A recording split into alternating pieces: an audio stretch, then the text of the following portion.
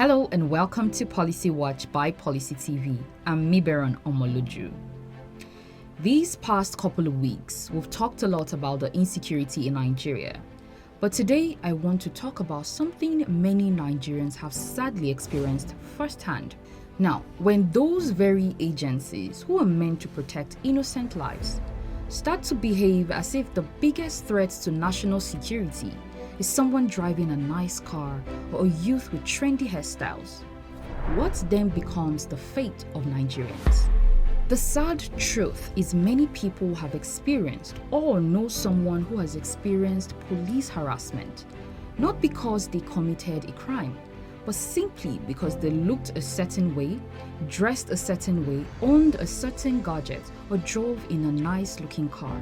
There are many stories circulating widely, and none of them are hard to find if you just listen to ordinary Nigerians, of young people being stopped, interrogated, and sometimes even detained because officers assumed they were criminals based on appearance alone. One young man shared online how he was stopped in Abuja, asked evasive questions about his car and lifestyle, and accused of being a Yahoo boy simply because he looked successful and didn't match a stereotype of the typical worker. And then there are instances where officers enter people's homes without proper identification or authority. Sometimes they are not even in uniforms. They come with anonymous tip or claim to have a court order that residents never actually see. Many Nigerians have woken up to their doors being kicked open, with officers searching their homes without clear justification.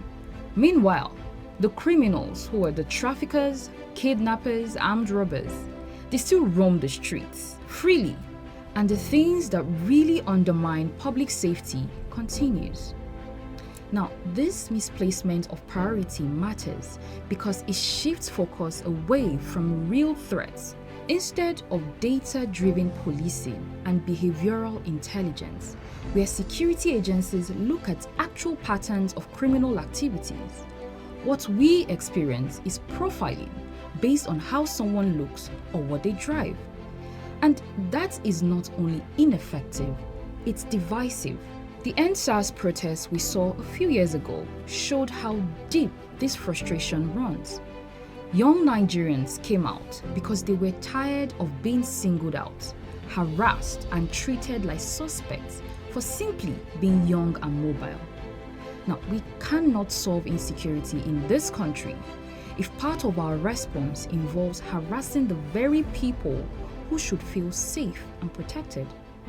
So, what do we do about this? There should be an automatic disciplinary consequence for unlawful stops, searches, and detention, backed by an independent complaint system that actually works. Not just internal police investigations, not quiet transfers, not just warnings. I'm talking about publicly accessible, independent civilian complaints commission in every state, where citizens can report harassment, unlawful home entries, or detention without charge. Every complaint must receive a tracking number. Every case must be investigated within a fixed timeline, and outcomes must be published.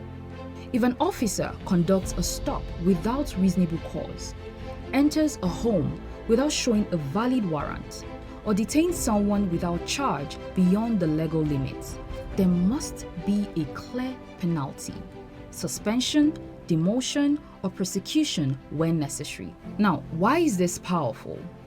Because behavior changes when consequences are real and visible.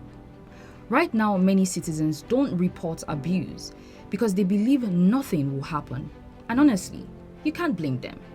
And many officers operate knowing internal discipline is often weak or delayed. But if there is an independent body with legal authority, public reporting, and transparency, both sides behave differently and officers become more careful and professional. Now, this is not anti-police. It is pro-accountability, and accountability strengthens institutions. Because the truth is, Insecurity cannot be solved in an atmosphere of fear between citizens and security agencies. If young people feel targeted instead of protected, they withdraw, as we have gradually seen. And when citizens withdraw, intelligence dries up. And when intelligence dries up, real criminals succeed. We need a system where an officer stopping you can clearly explain why, show proper identification, follow procedure, and know that if they step outside the law, there are consequences. Until priorities shift from profiling appearances to dismantling criminal networks, and until accountability becomes real, insecurity will continue to grow in the gap between power and trust. I'm Miberon Omoloju, and this has been Policy Watch. Thank you for watching.